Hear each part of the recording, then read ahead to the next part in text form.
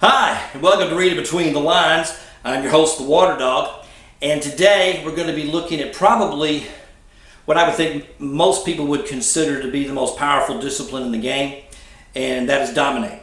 And so we're going to look at that ability. We're going to look at some cards that you probably don't play as much, but I think that it would be cards that after I talk to you today, you're going to start putting them into your deck a little bit more often. So let's talk about some Dominate, and let's have a look at that first card. Our first card is Scouting Mission. It's an action. It came out in Sabbat in 1996. It's currently on 148 of the tournament-winning decks. And this is a really good card if you're playing, clans like Ventrue, Lasombra, clans like that. What's really good is if you can also tag it up with a Discipline of Fortitude, because then you get the untap, because now you can do a whole lot of things with it. So let's look at what this discipline does. So at the inferior, it's a bleed with a +1 bleed, and at the superior, this action is at +1 stealth. A younger, uncontrolled vampire gains 2 blood from the blood bank. Now,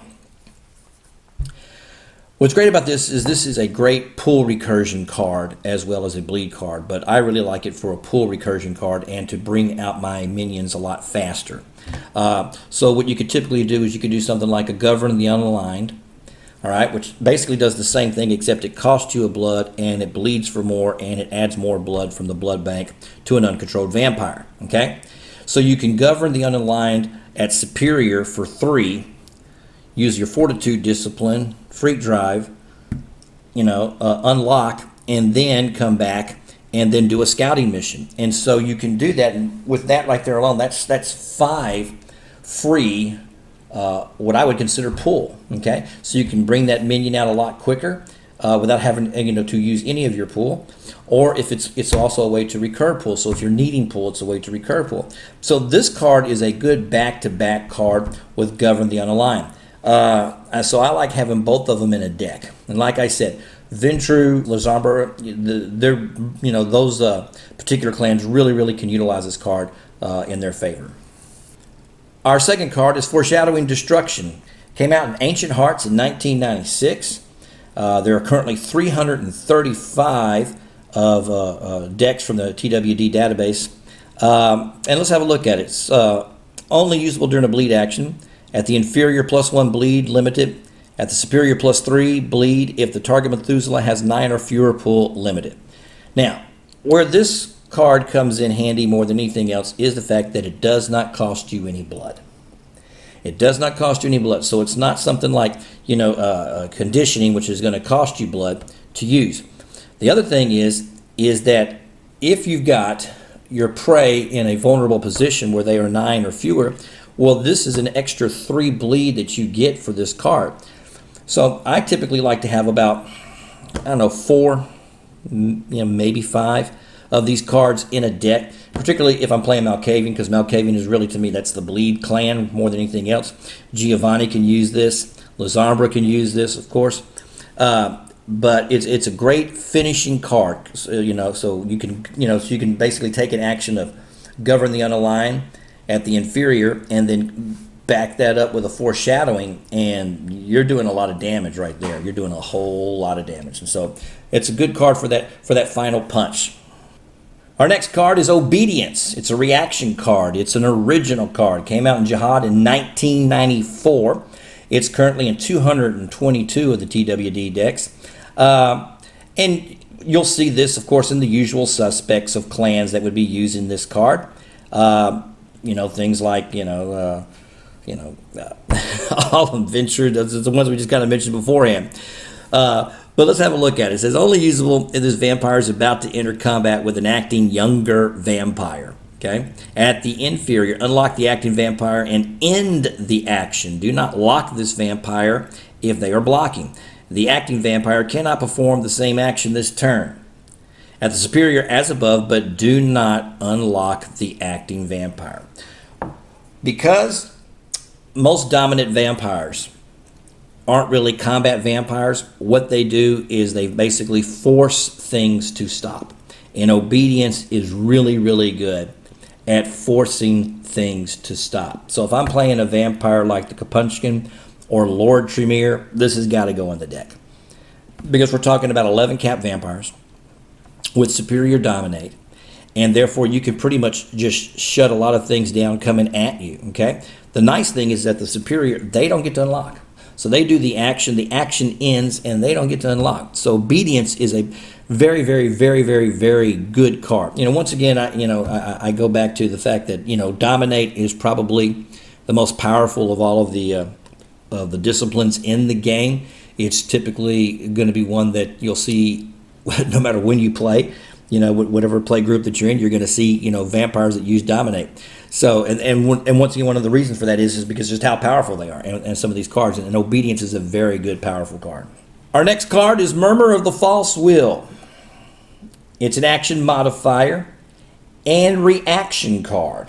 Came out in Lords of the Night in 2007. There's currently 130 decks listed in the TWD. This is a Water Dog card. And the reason why it's a Water Dog card is because you can utilize it in a lot of different situations. So let's look at it. At the inferior, only usable during a bleed action, +1 bleed limited. At the superior, as a reaction, only usable if a younger vampire is bleeding you after blocks are declined. Lock this reacting vampire, change the target of the bleed to another Methuselah other than the acting vampire's controller. That Methuselah can attempt to block. Now, I like playing this card. I usually have, if I'm playing a dominant deck, and particularly if I'm playing a dominant bleed deck, I like somewhere in the neighborhood of about 6 of these in a deck. And the reason why I like about 6 of these in a deck is simply because it doesn't cost me any blood to play. Unlike Deflection, where Deflection is going to cost you. Now, Deflection has the advantage in the fact that at the inferior, it can deflect a bleed. And then at the superior, okay, it doesn't lock to deflect that bleed. So there is the advantage of that. But if you're playing the way I like to play, sometimes I just don't want to spend the blood, and I'm going to usually have a lot of minions out there. So if I'm playing with a lot of dominant vampires, low cap dominant vampires, then I really like this card. Okay, especially if I'm playing a clan like a Kiasid. Okay, if I'm playing Kiasid and you combine Dominate with Obtenebration, you could do a lot of different things as far as bleeding and reacting. And so basically it becomes your second win condition is bouncing. Bouncing becomes your second win condition in a Kiasid deck. So it's a good card. I like the fact that it has the flexibility because at the inferior, even just at the base inferior, I get a +1 bleed. I just get a +1 bleed. So at the base inferior, I get a +1 bleed. It's a modifier. Once again, it doesn't cost me anything to do.